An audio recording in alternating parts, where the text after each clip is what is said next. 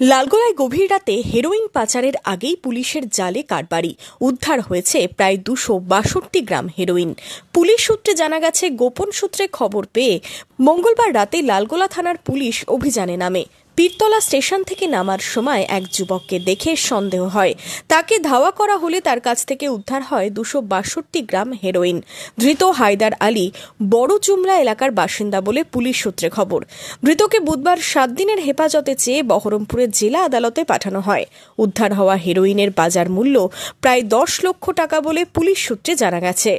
আজকে একটা specific information ছিল যে একটি ছেলে কিছু মাদকদ্রব্য জাতীয় জিনিস নিয়ে সে বড়জুমলার দিকে যাচ্ছিল।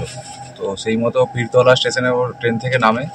আমাদের টিম ওখানে আগে থেকেই প্রেজেন্ট ছিল, দিয়ে ওকে আটকানো হয়, আটকে পুরো সার্চ করা হয়। পুরো সার্চ প্রসিডিওরের সময় আমি পার্সোনালি নিজে এবং আমার সিআই ভগবান গোলা ওসি লালগুলো আমরা প্রেজেন্ট ছিলাম। পুরো সার্চ করে ওর পকেট থেকে হিরোইন পাওয়া গেছে 260 গ্রাম।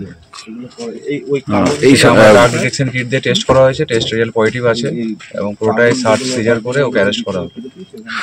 এই বাজার মূল্য কত? এর বাজার মূল্য প্রায় 10 লাখের উপরে। এই মালটা কোথায় নিয়ে যাচ্ছিল? এটাও জঙ্গিপুরে নিয়ে যাচ্ছিল, একজনকে সাপ্লাই করার জন্য।